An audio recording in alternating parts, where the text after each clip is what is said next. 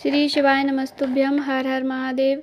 गुरुवार को अमावस्या तिथि पड़ रही है। यह बहुत ही अच्छा संयोग है, तो गुरुवार के दिन कुछ अचूक उपायों को करें। गुरुवार के दिन तुलसी पूजन का बड़ा महत्व है और अमावस्या तिथि पितरों के निमित्त में होती है। यदि कोई अधोगति में चला गया है या पितर आपके सपने में आते हैं, पितरों का आशीर्वाद प्राप्त होता है, तभी घर में खुशियाँ आती है। तो पितरों के निमित्त छोटे छोटे उपाय करके आपके घर में खुशियाँ आ सकती है। तो गुरुजी के कुछ अचूक उपाय।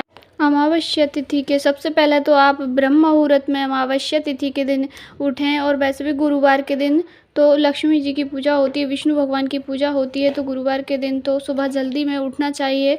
और गुरुवार के दिन अमावस्या तिथि पड़ रही है, तो इसमें आप जब नहाने के लिए जाएं तब तुलसी मैया की सूखी लकड़ी को आपके जल के जो बाल्टी में आप नहाएंगे उसमें उसको घुमा लें। ऐसे गोल सर्कल में 21 बार या 7 बार घुमा लें उस तुलसी मैया की लकड़ी को, और कुछ बूंदें गंगा जल की उस नहाने की बाल्टी में डाल लें।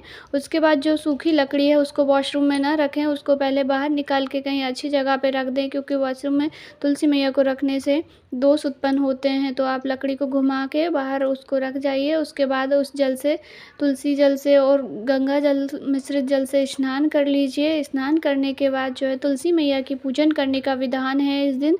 अगर आप तुलसी मैया के पूजन घर का कोई भी सदस्य करता है तो आपके घर में पितृ दोष, वास्तु दोष कभी उत्पन्न नहीं होता है। तो तुलसी जी की पूजन करने के नियम हैं। आप सुबह में जल्दी में किसी भी समय कर सकते हैं यह उपाय, दिन भर में कभी भी करें। तुलसी मैया के पास जाना है आपको, थोड़ा सा गंगा जल ले लीजिए और एक कटोरी ले लीजिए और एक दीपक लगाना है आपको गोलबाती का। तो आप तुलसी मैया के पास, आपके घर में तुलसी मैया का पौधा होगा, वहाँ पर पहुँच जाइए। और आपने जो एक खाली कटोरी लेनी है और एक में थोड़ा सा गंगा जल लेना है, और तुलसी मैया के जड़ में एक कटोरी को रख दीजिए।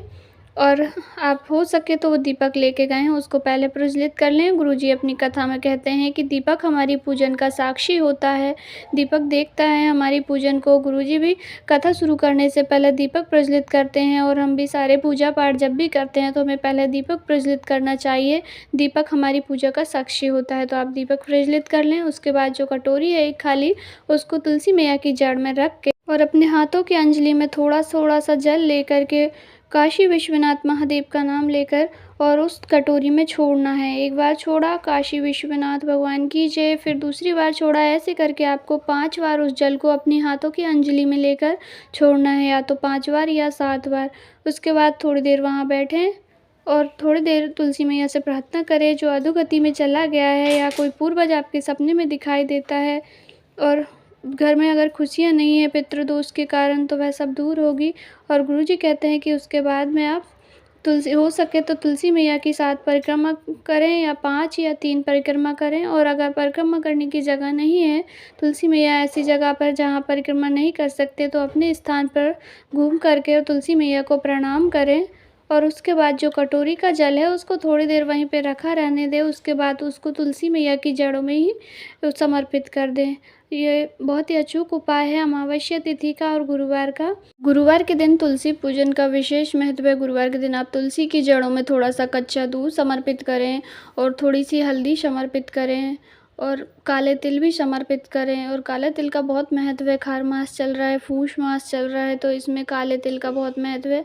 आइए जान लेते हैं दूसरे उपाय को। यह बहुत ही सरल उपाय है अमावस्या तिथि पर, और कभी भी आप करें। खार मास में तिल दान का बहुत महत्व है। तो आपको क्या करना है, शिवलिंग पर या तो आप सरल तरीके से शिवलिंग पर काले तिल समर्पित कर दीजिए, चंदन समर्पित कर दीजिए और एक लोटा जल समर्पित कर दीजिए। और नहीं तो काले तिल का एक सिद्ध उपाय है कि आप काले तिल को पीस लीजिए।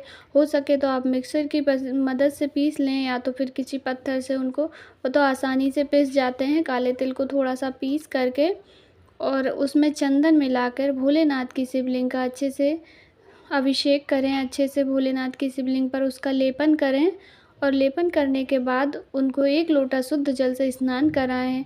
यह बहुत ही सिद्ध उपाय है। दर्पण में आपके पितरों के निमित्त यह उपाय किया जाता है। भोलेनाथ को इस उपाय से बहुत ही प्रसन्न होते हैं, और आपके जीवन में कष्ट है, दुख है, तो भोलेनाथ उनको अवश्य काट देते हैं। तो सरल उपाय है, आप अमावस्या तिथि पर इसको अवश्य करें। अब आइए जान लेते हैं अगले उपाय को अमावस्या तिथि के। अमावस्या तिथि पर आप एक जल के लोटे में थोड़ी सी काली तिल डाल करके और पीपल के वृक्ष में समर्पित करें। समर्पित करते समय आप ओम नमो भगवते वासुदेवाय या सर्वपितृदेवाय नमः का जाप करते हुए और जो लोटे में आपने काली तिल डाली है उनको समर्पित करें। और कच्चा दूध भी आप समर्पित कर सकते हैं। और पितरों के निमित्त पीपल के वृक्ष में अमावस्या तिथि के दिन आप एक लंबी बत्ती का दीपक जरूर प्रज्वलित करें। और लंबी बत्ती का दीपक की बत्ती का मुंह दक्षिण दिशा की ओर होना चाहिए, क्योंकि पितरों का स्थान दक्षिण दिशा की ओर होता है। तो जब आप जल समर्पित करेंगे जो काली तिल वाला, तब जल समर्पित करते समय भी आपको दक्षिण दिशा की ओर मुख करके ही जल समर्पित करना है। और गुरुवार के दिन एक दीपक आप विष्णु भगवान के समक्ष, बृहस्पति भगवान का भी पीपल के वृक्ष में निवास होता है, तो आप एक गुरुवार के दिन बृहस्पति भगवान के नाम का दीपक भी पीपल के वृक्ष के नीचे प्रज्वलित कर सकते हैं। इसमें आप गोल बत्ती का प्रयोग करें। और अगर पितरों के निमित्त ही करना चाहते हैं तो लंबी बत्ती का प्रयोग करें। यदि आप पीपल के वृक्ष के पास किसी परिस्थिति में नहीं जा पाते हैं, आपके घर से पीपल का वृक्ष दूर है और आप दीपक लगाना चाहते हैं, दीपक प्रज्वलित करना चाहते हैं पितरों के निमित्त, आपके घर में मुसीबतें हैं, आपके घर में पितृदोष है या घर में लड़ाई झगड़े होते हैं, आप नहीं जा सकते पीपल के वृक्ष के नीचे, तो आपके घर में जहाँ पर मटका होता है, जहाँ पानी का परिंदा होता है, जहाँ पर पितरों का स्थान होता है, यदि वह भी नहीं है तो आपके घर में पितरों का जहाँ स्थान आपने दे रखा है, जहाँ पर उनकी फ़ोटोज़ रख रखी है, तस्वीर रख रखी है, उसके समक्ष एक दीपक लंबी बत्ती का और दक्षिण दिशा की ओर मुख करके प्रज्वलित करें। इससे भी पितरों का आशीर्वाद आपको प्राप्त होगा। आपके जीवन में कष्ट दुख सब कट जाएंगे, दूर होंगे सारे दुख। करके देखिएगा, सरल उपाय हैं अमावस्या तिथि के। यदि वीडियो थोड़ी सी भी उपयोगी लगी हो तो वीडियो को लाइक ज़रूर करें और कमेंट बॉक्स में श्री शिवाय नमस्तुभ्यम अवश्य टाइप करें। वीडियो से रिलेटेड कोई क्वेश्चन है, कुछ पूछना चाहते हैं तो अवश्य पूछें। आपका अपना चैनल है, मैं रिप्लाई अवश्य दूंगी। और श्री शिवाय नमस्तुभ्यम अवश्य टाइप करें। भोलेनाथ आपकी सारी मनोकामनाएं पूर्ण करें। हर हर महादेव।